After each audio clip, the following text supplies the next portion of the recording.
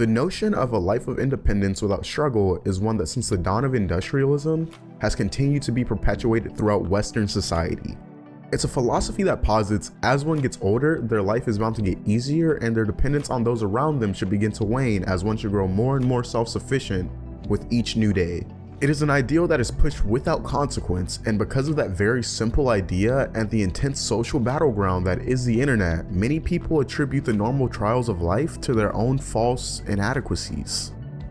Now I can imagine you're wondering, King, why are you talking about the social toxicity perpetuated by false ideals when you should be talking about a grim dark fantasy anime and Barbara's anime titties? Well, I'll have you know, bright and possibly perverse viewer, that before we can get into how Grimgar Fantasy and Ash pushes the status quo, we must first give context and meaning to that very message by understanding what exactly the status quo is. Yes, it's one of those video essays, so grab your popcorn, put your monocle on, and get ready to dive into a topic that absolutely no one knew they cared about. Hello internet and welcome to Game Theory. Not gonna do that. So I just wanted to put an itty bitty disclaimer in the vid before we dig into this section. I'm not a psychiatrist, nor am I a professional philosopher in my free time. This is a goddamn anime analysis, so take everything I say with a grain of salt and try coming to your own conclusions whether you agree with my opinions or not.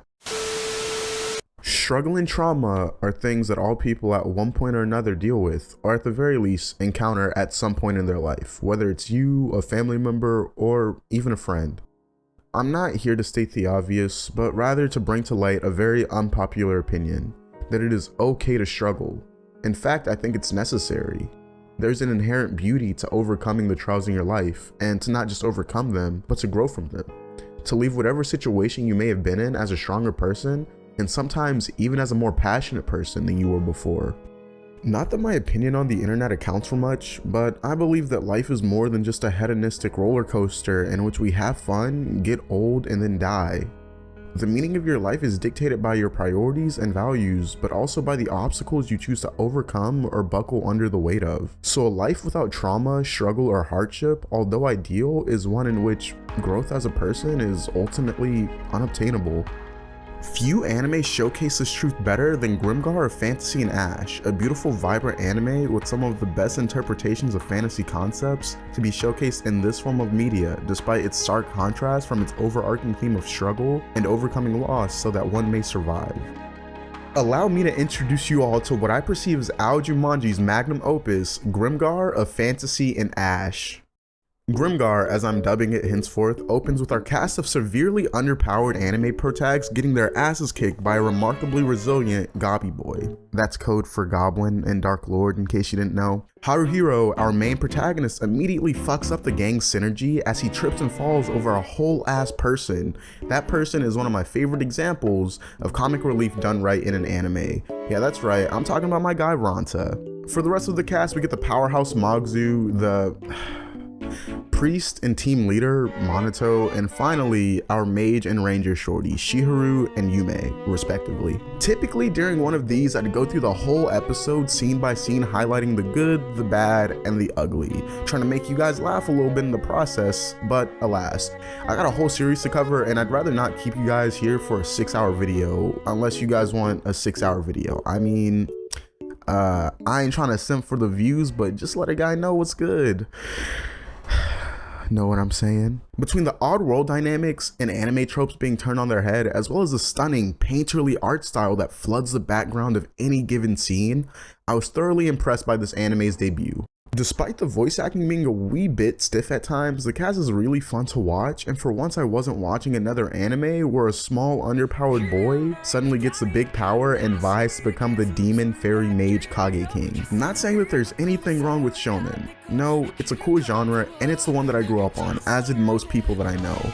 I am on the other hand saying that there's something wrong with the whack ass fan base, but that's a video for another day. After being introduced to our 6 protagonists, we're quickly acquainted with the world of Grimgar, its odd but ultimately well-meaning inhabitants, and most importantly, the main antagonist of the anime, life. And also goblins. In most fantasy media, we're conditioned to ignore the monozic commonalities of life in whatever given setting we're dropped into. It's the idea that you wouldn't showcase your character struggling to accomplish even the most basic things. For instance, No one wants to watch Peter Parker actually struggle to make ends meet because it's underwhelming when placed next to him being a goddamn superhero, which, you know, makes sense. But imagine if watching Peter Parker struggle actually gave you insight into the character's mind and philosophies even more. That is exactly what Grimgar does for its characters. Watching the group struggle with the idea of killing the enemy that wants to kill them and having to come to terms with their responsibilities in this strange new place, it's a very human thing to watch, and also quite odd coming from some out of nowhere anime. One of my favorite scenes is after Ranta has to kick and claw his way to eventually killing the group's first goblin, and as one may expect a triumphant huzzah from the character, instead, he cries. It's such a simple act, but because it's one of vulnerability and humanity, that's exactly what makes it so effective. Anyway, emotional fanboying aside, from here on we see everyone beginning to slowly become a well-oiled cog in this combat machine, and it's exciting to watch. You begin to see that even at their best, there's never a point when any character could survive without the support of the other characters. The anime is actively reinforcing the idea that even if you're capable of some things, or even most things on your own, it is okay to rely on the ones that you trust to support you. Alright, so it's been a few episodes into the anime, and at this point the homies have reached a point of self-sufficiency within the group. They begin employing different tactics and grow in their respective classes, and as Minato is affectionately speaking on the strengths of each individual member, they're the ones that get ambushed. It's at this point in the anime that you're beginning to grow fond of the group's dynamic. I mean, sure, I could do without Ranta harassing the ladies, but you begin to feel the camaraderie that these characters have for one another. So Minato dying instantly shakes the foundation that these characters were slowly beginning to stand on. After the death of Minato, the party is forced into its dark night, and I ain't talking Batman. Haru is unofficially given the position of party leader, and the characters lose the ability to even communicate with one another, both on party matters, but also in terms of traumatic experiences that they've all just recently gone through. It's at this point in the anime that the characters begin to ask themselves if it's even worth carrying on together, but fortunately the team's new priest, Mary, offers some sort of unconscious guidance as her past is revealed, allowing them to get in touch with her, but also not make the same mistakes of pushing each other away. I particularly love this part of the anime. It represents the beginning of a new hopeful arc for all of these characters. Maybe it's because I've experienced more of life and I've had to deal with losses of my own, but the way that Haru and the rest of the gang are able to look towards the future is something that makes me happy, having gone through similar trials, minus the goblin murder. The final arc in Grimgar, or at least season 1, particularly showcases the characters taking action and reconciling their grief and the cause of their trauma.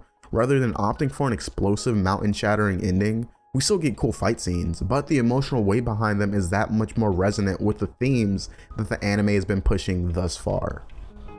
After watching Grimgar of Fantasy and Ash, it comes as no surprise that I believe this anime serves as one of the best examples of both visual storytelling and how to write a compelling story about people making a life of their own without necessarily making those characters or their struggles unbelievable despite the setting. Before I get too deeply into that, however, I did want to point out that I don't consider this to be the greatest anime ever. That seat goes to Devilman Crybaby, but I do really enjoy it, and although it has its own shortcomings, I believe this is a fine anime to become acquainted with, especially if you're looking for something outside of the realm of popular seasonal anime garbage. After all, there's only so many times we can watch buff dudes with superpowers smack each other, right? Grimgar is heavily regarded as Ao Jumanji's best work, especially when compared to his works such as Fairy Gone, which the community apparently despises. It captures the best of what he's able to showcase as a writer, and I think as time goes on, it will continue to get the recognition that it absolutely deserves. Grimgar Fantasy and Ash is an anime that I think will inspire others to pick up the pen and start writing, whether it's in response to deep trauma or just to create a world that others can immerse themselves in. Grimgar Fantasy and Ash is a masterclass in world building and character development.